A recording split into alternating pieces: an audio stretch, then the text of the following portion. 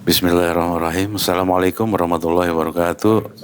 Alhamdulillah bisa bertemu lagi dalam acara podcast Jano Gauri. Bersama saya ada Pak Eri, ahli spiritual, pengobatan healing energi, praktisi bela diri dan lain sebagainya. Juga ada Pak Didit, ahli geologi, ahli supernatural, spiritual, dan ahli Kasundan.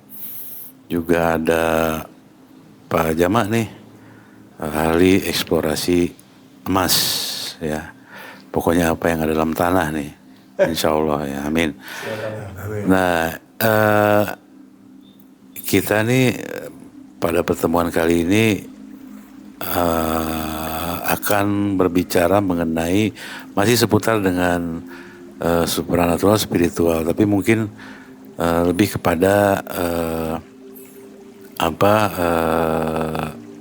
aplikasi ya aplikasi atau pendekatan dengan kuantum gitu. Ya, atau pendekatan dengan dari sisi kuantum. Nah, kira-kira mulai dari pengalaman atau mulai dari pengamatan, terserah. Pengalaman lah. Oke, gimana?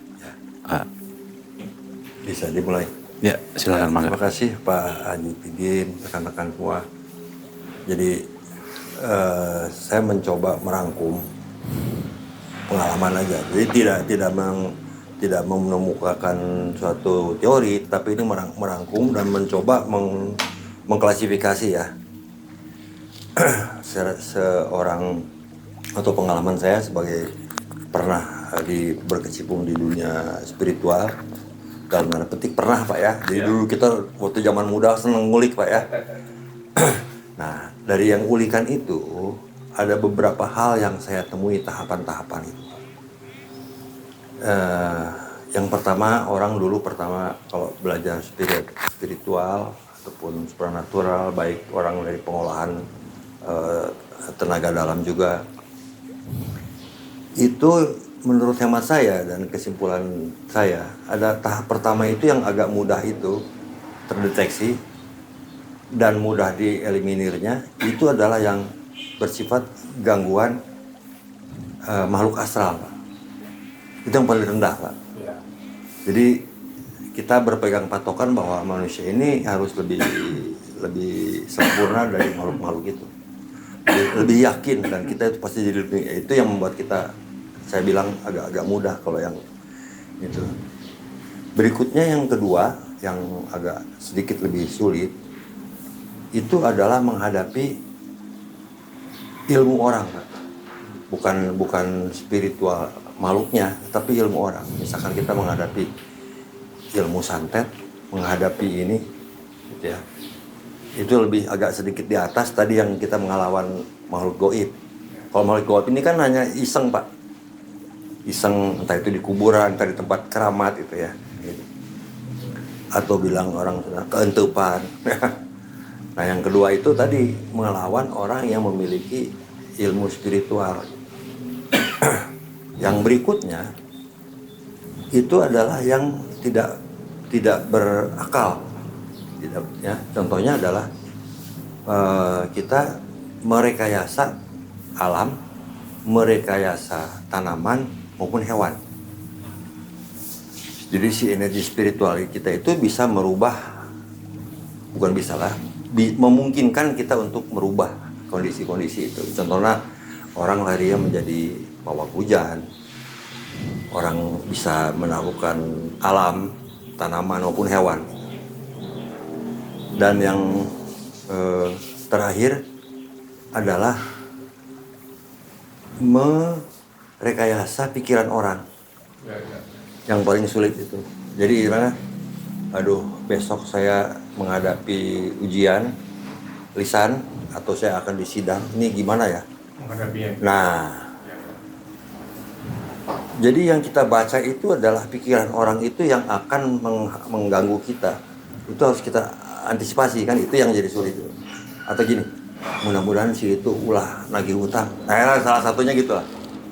Itu lebih sulit, Pak, karena ini kita melawan pikiran orang yang sebetulnya adalah ya pikiran kita juga waras kayak dia gitu. Misalkan kalau kita punya utang, tentu kita pengen lagi dong. Sedangkan kita berpikir sebaliknya. Mudah-mudahan sih itu jangan datang, jangan lagi ke kita. Sebetulnya pikiran kita sama orang itu. Nah, tapi kita merekayasa itu yang lebih sulit. Atau mudah-mudahan orang ini kasih jabatan ke gue. Kasih jabatan karena dia udah deket, kasih jabatan. Jadi bukan dari orang bilang kan ada yang ilmu asihan atau apa gitu. Tapi bukan menggunakan medium ya dia dengan mantra. Bukan. Jadi benar-benar otaknya yang di ini. Itu tahapannya Pak. Terus kalau saya bagi itu tadi ada 4 tahapan ya. Yang pertama adalah makhluk astral, yang kedua adalah rekayasa orang yang berilmu, yang ketiga adalah alam, merekayasa alam, tanaman, hewan maupun cuaca. Yang keempat adalah merekayasa manusia. Nah, kalau saya bagi dengan 2 kategori defense dan attack, itu lebih mudah defense. Ya, jadi kayak ibarat kita diserang mudah. Serang orang jahat mudah, serang ilmu orang dukun santet bisa. Tetapi ketika kita melakukan itu pada orang, lari ke yang 4 Pak, yang nomor 4 tadi, merekayasa orang, artinya kan attack Pak. Sulit itu Pak. Kita merekayasa orang ini supaya gini, orang ini supaya gini, supaya segala sesuatunya sesuai dengan keinginan kita. Itu ada unsur attack Pak di situ Pak, menyerang, merekayasa orang. Nah itu sulit Pak. Nah, mungkin pengalaman saya hanya bisa membagi gitu aja ya. Tapi pengalaman satu-satunya ya pernah gitu saya alami dari tahap ke tahap gitu, pernah saya alami gitu.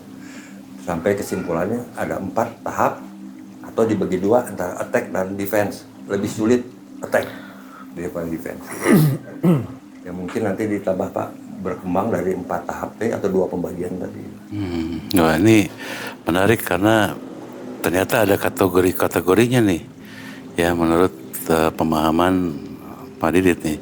Nah mungkin sebelum disambung lagi sama Pak Didit, ada pengalaman nggak dari Pak Jama atau Pak Eri terkait dengan 4 kategori tadi itu? Ya. Terus lagi inget-inget dulu.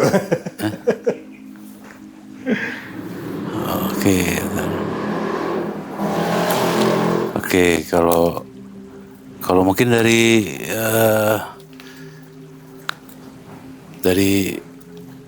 Pak Eri mungkin. Oh gini Pak, yang tadi dibahas sama Pak Didit, dia jadi turun wangsit nih Pak. Turun wangsit. Alhamdulillah. Pak Haji juga yang jauhkan ya. Pak Didit tentang apa? Tentang astral itu ya, tentang menyerang dan defense dan attack kan, attack itu berarti menyerang Pak ya. Soalnya gini Pak, saya pernah lihat satu acara bahwa ada satu orang Pak, dia mungkin ya dikategorikan ya dukun lah Pak, dukun milenial mungkin sekarang lah ya. Iya. kan banyak dukun milenial Pak. Iya. Jadi ketika orang itu menyerang Pak, menyerang satu rumah lah, satu rumah misalkan ya, itu ada kategorinya juga tuh Pak, yang bisa diserang dan tidak bisa diserang katanya. Karena ketika dia nyerang rumah itu, dia lihat dulu nih si dukunnya. Kalau ternyata dia balik lagi nih, si begundal-gundal perewangan istilahnya, jin yang disuruhnya, dia bilang apa? Mending saya matiin yang nyuruhnya katanya Pak. Menurut jin itu? Menurut si dukunnya itu.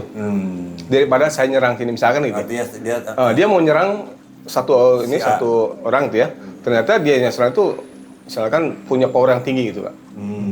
Jadi dia kirim intelijen dulu Pak. Di dunia jin ada intelijennya dulu ternyata. Dikirim dulu tuh intelijennya Pak. Lihat kondisi rumah itu, lihat kondisi orang yang di dalamnya. Kalau dia vibrasinya tinggi, dia punya kekuatan tinggi. Misalkan dia sering zikir atau dia ulama atau kiai gitu ya, punya vibrasinya tinggi. Si itu perewangan tuh balik lagi Pak. Ngelaporin tuh sama si dukunnya. Saya nggak mampu ke sana. Ya kan? Nah kalau dia nggak mampu berarti kan kalau dia usahakan ke sana, justru yang rusak tuh nanti si dukunnya juga gitu loh. Termasuk ingon-ingon ini Pak, ingon tuh bahasa ini Pak. Begundalnya inilah gitu ya. Nanti yang gini bahasa dia jadi mati sendiri gitu loh. Bisa mati si dukunnya. Daripada gua mati, mending gua matiin dulu si ini. Toh uangnya udah saya ambil ya.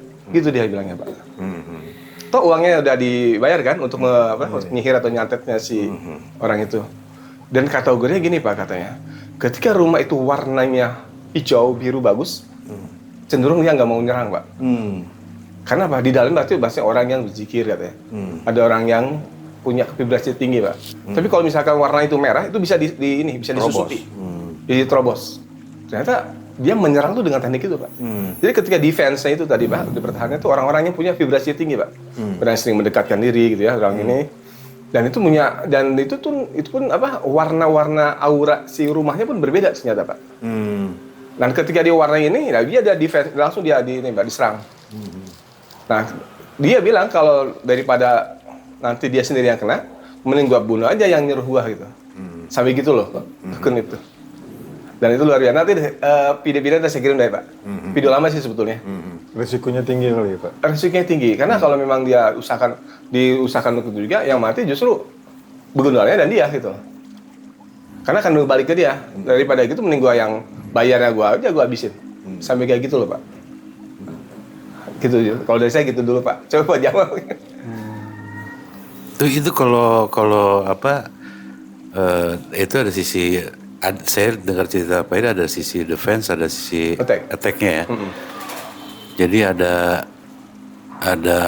saling ngintip kekuatan dulu berarti ya. Ya kan, kalau yang mau menyerang itu ngintip kekuatan dulu ya.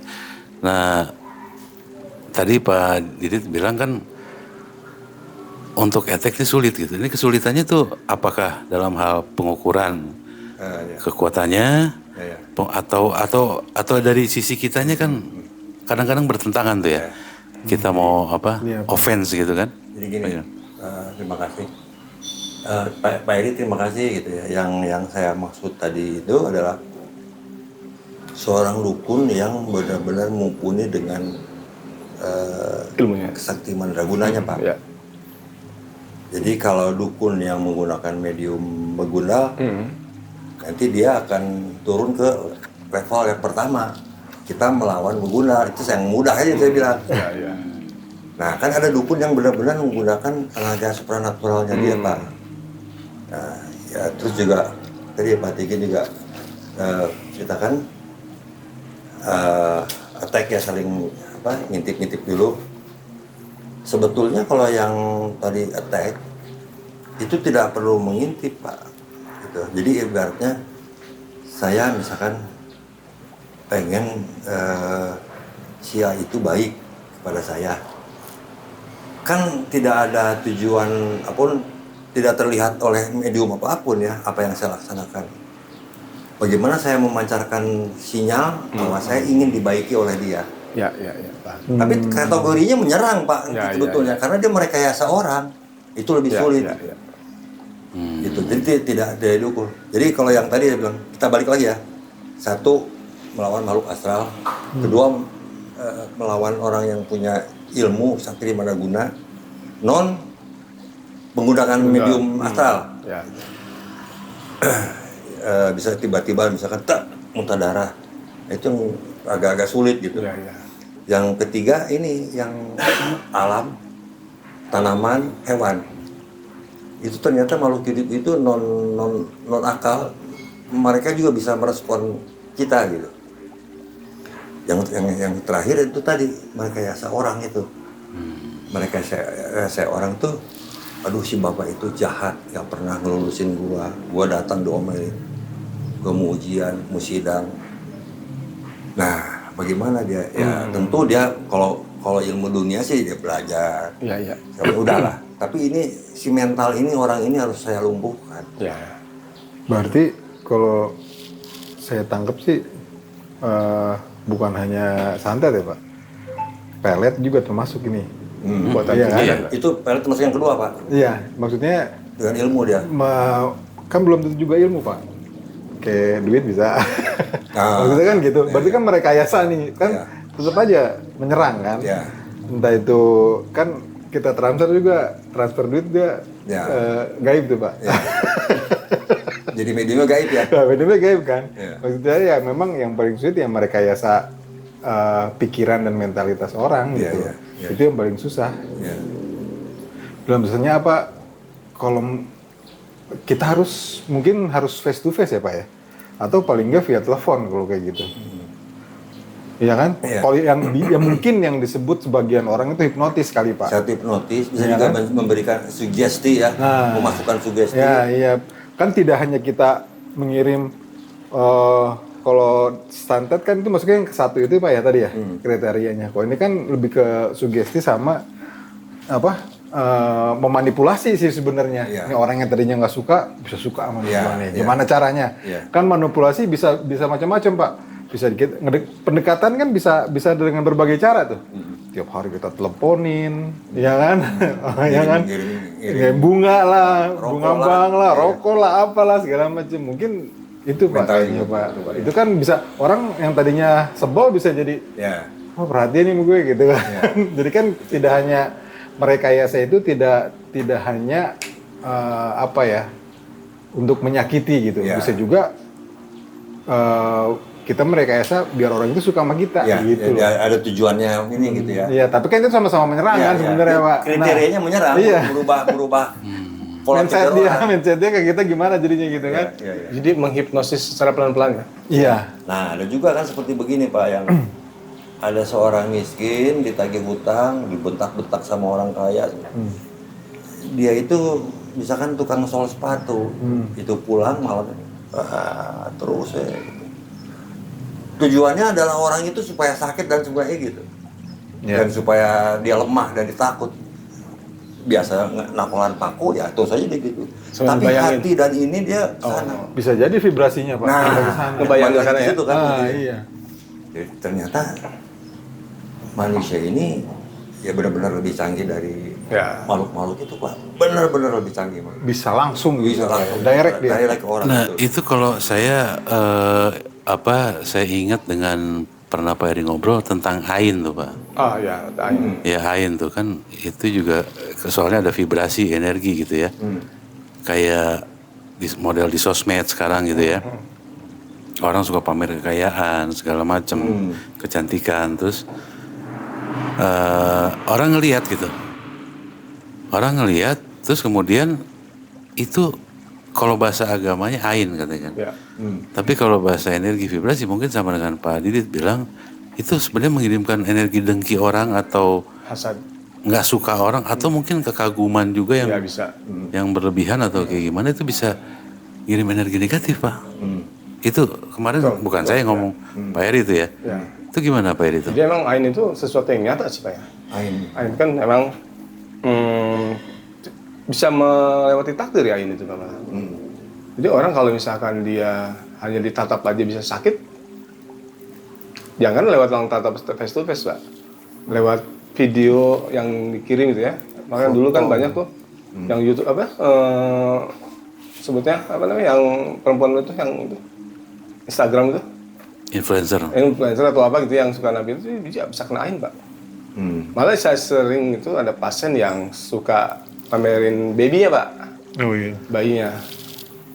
Pak, putra saya nih sakit Pak katanya. Kenapa emang? Ini nggak tahu Pak, sakit gini-gini. Saya bilang ibu ini serika nampilin di WhatsApp ya Pak. Di WhatsApp itu gambar babynya Pak. Yang ternyata sering sakit.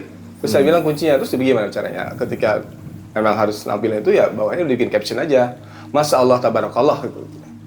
Itu untuk mencegah ini aja Pak. Kalau salah satu pasien saya juga ada yang dia suka iniin kucing Pak. Kucing banyak. Yasmin sih pasien saya itu. Pantesan Pak Eri, kucingnya suka pada mati katanya. Kenapa emang? Nah kucing yang saya ditampilin itu mati tuh Pak katanya. Oh kena ain ya Pak Eri? Iya kena ain itu. Jadi kucingnya lucu banyak Pak. Dia memang ini kucing ya. Lucu-lucu lagi, mahal-mahal kucingnya Pak. Kucing-kucing ini ya. Nah ketika kucing itu dia ini, tampilin di ini Pak, banyak yang mati ternyata Pak. Jadi banyak yang komentar, lucu kucingnya gitu ya. Orang juga mungkin tidak bermaksud berniat jahat supaya kucing mati kali Pak ya. Iya, iya. Tapi ada seseorang yang mungkin nggak semua ya Pak. Dia punya kekuatan ainnya Pak. Ada ain di dalam dirinya gitu ya. Jadi ketika dia melihat kucingnya itu, kucingnya jatuh sakit dan kemudian mati Pak kucingnya. Dan salah satunya ain juga bisa yang saya pernah dengar Pak, rumah bisa terbakar dengan ain Pak. Misalkan gini, dia memerin rumah gitu ya. Terus ada orang lihat rumahnya gitu ya. Dia kagum dengan rumah itu. Kalau memang ini diizinkan, rumah itu bisa terbakar, Pak. Atau mobil. Makanya kenapa mobil sekarang ada tulisan belakangnya ya, Masya Allah, Tabarakallah gitu ya. Kalau pakai tulisan Arab, yang nggak pakai Arab nggak ngerti kan ya. Itu bisa terguling tuh Pak, si ini. Makanya kenapa katanya sih di rumah-rumah Timur Tengah itu, di rumah itu di atasnya ada tulisan Masya Allah, Tabarakallah. Karena salah satunya kekuatan ain itu Pak, kekuatan hasad. Segitu padahal belum tentu orang berniat buruk kan. Belum tentu. Makanya, sudah terlontar begitu ya. Belum tentu si orang itu disantet atau di ini. Kadang-kadang memuji. Ya, pujian atau itu. Pujiannya itu yang sahabat Nabi itu yang lagi mandi itu kan. Yang dibilang, kulit lu bagus banget. Langsung kejang-kejang deh temennya. Itu kata Nabi, ini ain. Kenapa kamu gak ngucapin Masya Allah, Tabarakallah? Itu ada sahih itu riwayatnya ya? Sahih, jadi dia lagi mandi Pak Haji. Sahabatnya itu, dia belum pernah ngelihat kulit temennya itu sehalus itu gitu loh Pak. Dia belum pernah ngelihat lelaki manapun sehalus kulit temennya itu gitu, pas buka baju. Langsung dia muji di situ, muji segitu. Bukannya apa-apa gitu, dia muji terlontar. Secara langsung gitu kan. Kulit lu kok bagus banget gitu. Langsung kejang-kejang itu temennya. Padahal niatnya baik ya. Niatnya baik. Dan apa ya? Terus kan dibawa ke Nabi, Nabi bilang ini ain. Kenapa kamu tidak mengucapkan Masya Allah, Tabarakallah? Ya ini gimana, Adit? Menarik soalnya ternyata manusia punya potensi begitu tuh sampai segitunya ya. Ada vibrasi, ada energi gitu ya. Yang memancarkan gelombang ya. Jadi mungkin bukan hanya kejelekan, kalau mungkin ain itu orang-orang banyak yang mengasumsikan itu keburukan, ternyata mungkin bukan. Bukan saya pikir ya, mungkin ini mah pemikiran saya aja gitu. Ini bagus banget gitu. Kalau saya pikir ya kesempurnaan hanya milik Allah gitu. Jadi ya, you nggak bisa pakai jubahku. ya, tapi itu berarti bukan merekayasa pikiran orang ya. Bukan. Itu bukan kategori keempat. Tapi kalau saya dengar tadi lebih mirip ke mungkin ke hipnotis ya, gendam, hipnotis kayak gitu mungkin Pak. Ya, hipnotis kan memang juga dibagi. Itu kan orang kalau udah kena itu bisa seketika tuh. Kan gini Pak, yang kemarin kita jelaskan ada gendam Pak ya. Kemarin kan pembahasannya Pak, ada sirep, ada gendam, ada hipnotis Pak. Hipnotis kan dibagi beberapa ini juga Pak. Ada yang sebutnya magnetisme Pak. Jadi dia hanya tidak menggunakan kata-kata, tapi bisa dengan kekuatan energi pikirannya. Bisa dilontarkan Pak. Misalkan gini, dengan teknik telepati Pak ya. Walaupun dia jaraknya jauh, dia bisa menyampaikan juga Pak dengan telepati. Contohnya mungkin kalau misalkan dia telepon Pak, ada yang pakai telepon, dia nggak tahu kan yang ditelepon siapa yang nerima ya. Tapi dia bisa menghipnosis Pak dari jauh. Dia menggunakan apa? Dia menggunakan kekuatan pikirannya Pak. Kalau bahasa ini mah pangracutan katanya Pak. Jadi ketika kita melatih tuh hipnosis Pak, ada kita kemarin udah bahas ya Pak Haji. Ada Western hypnosis, ada Eastern hypnosis. Western hypnosis yang sekarang yang modern Pak ya. Dia menggunakan komunikasi kata-kata aja. Tapi jauh sebelumnya, Mesmer tuh, Franz Mesmer itu, dia menggunakan selain hipnosis magnetisme Pak. Jadi dia menggunakan kekuatan magnetiknya. Jadi ada energi yang dilontarkan. Kalau di kita, hipnosisnya, Eastern hypnosis. Biasanya belajarnya ada tahapannya. Misalkan dia untuk mengeluarkan mata, dia harus melihat satu titik kayak, atau melihat lilin supaya dia nggak bergerak. Salah satunya itu. Kedua, pengracutan. Pengracutan itu kita bisa mengingat Pak. Jadi bisa membayangkan, memvisualisasikan. Misalnya gini, saya lihat wajah Pak Jama, saya merem. Nah, saya harus bisa melihat Pak Jama tuh dalam kondisi saat ini gitu. Itu namanya pengracutan Pak. Gunanya buat apa? Untuk memvisualisasikan kepada subjeknya. Kedua, ketiga, pranayama. Pranayama itu teknik pernafasan Pak. Pernapasan yang kita ini, kenapa dengan teknik pernapasan? Karena ketika dengan teknik pernapasan ada napas perut Pak. Kalau penyanyi aja kan supaya bagus kan dengan napas perut ya. Orang-orang yang suka bicara di ini juga dia harus menggunakan napas perut Pak. Jadi intonasinya kuat. Nah, orang-orang yang menggunakan Eastern hypnosis, dia bisa menggunakan harus dengan kata-kata yang kuat Pak. Jadi ada kata-kata yang mengandung vibrasi ya. Jadi bisa dilontarkan. Nah, orang-orang yang itu harus begini. Tapi kalau orang Baduy ya nggak perlu Pak. Orang Baduy sana Pak ya, di Timur Tengah ya, karena dia kan sering melihat jauh ke depan ya. Jadi kalau melihat tuh dia ke depan terus. Nah, dengan akhirnya dia terbiasa dengan melihat ke depan, banyak kan orang-orang Baduy itu punya kekuatan ain Pak. Kekuatan mata dia. Tapi kalau kita belajar, Dulu saya sampai belajar melihat titik atau melihat ini dulu 20 menit saya kuat Pak. Tapi kalau sekarang paling 5 menit saya kuat lah gitu. Dulu mah 20 menit saya nggak kicep bisa lihat. Karena Pak untuk melatih kekuatan mata aja gitu Pak. Ada perbedaan. Sama gendam juga ya kemarin kita udah bahas ya. Mungkin belum di-publish kali ya. Nah, itu ada perbedaannya Pak. Syrup, gendam. Gendam juga kan bukan hipnosis Pak. Karena dia menggunakan energi tertentu. Bahasa ini sih Sapu Jagat Sepu Anam ya. Yang memilikinya itu si Sapu Jagat Sepu Anam Pak, nama pendekarnya itu. Boleh googling, belum ada tuh Pak penjelasannya. Sama kayak ilmu sirup yang kemarin tuh Pak.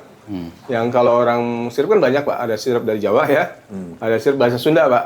Kalau Sunda tuh Sakarincang Pak. Kalau dari bahasa ini ya, bacanya gini Pak. Hong wilaheng niat ingsun mata ajiku aji sirup simegonondo aji petinggan suku aji soko yang sopo ketiban jim setan perayaan podo mati ojo maneh pecaking jan memenungso orang pisan-pisan tangin aku durung. Saya nerima ilmu itu dari waktu saya masih SMP loh Pak. Tapi enggak saya lakukan laku lampah ya karena emang saya nggak kuat Pak. Laku lampahnya kan berat juga, harus mutih ya, harus ngeblong, harus mati geni. Nah itu bisa dilontarkan Pak sirup juga. Apakah untuk satu orang, satu rumah, atau satu kampung? Itu yang saya bilang tadi, sirup orang yang punya ilmu itu yang lebih sulit kita hadapi. Daripada orang yang menggunakan medium begundal dia. Ya. Dan orang yang punya kekuatan itu dia kan memiliki kekuatan batin Pak. Tapi uniknya sekarang tidak perlu gitu lagi loh Pak. Percaya nggak Pak? Nanti kita jelasin nanti di sesi berikutnya ya. Bahwa dengan kata-kata tertentu orang bisa tersirup Pak. Makanya sekarang nggak ada namanya dukun-dukun milenial Pak. Dukun tanpa harus melakukan laku lampah. Dia tidak harus puasa ngebleng, tidak puasa mutih, tidak bermutih, tapi dia bisa. Banyak kan Pak sekarang? Dukun-dukun milenial udah banyak Pak. Udah dihack sekarang ilmu ya. Sama kayak teknologi makin canggih gitu. Jadi makin kesini ternyata makin modern Pak. Ya sekarang komputer aja mungkin juga HP aja kan udah seri berapa kali ya? Ternyata ilmu-ilmu kayak gitu pun mengikuti Pak. Upgrade ya Pak? Upgrade Pak semuanya. Dan luar biasa. Dan saya nanti jelasin nanti di sesi berikutnya Pak ya. Jadi kayak orang kayak hipnotis ya. Duitnya kesini loh, duitnya kesini. Kasihin duitnya. Betul. Kan rekayasa itu kan. Glosor aja ya. Jangan duit. Tubuh aja bisa Pak. Ada namanya hipnosisnya yang sesi baru, bukan baru sih udah lama. Namanya hipnogasm Pak. Tahu nggak hipnogasm Pak? Hipnotis untuk orgasme luar biasa loh Pak.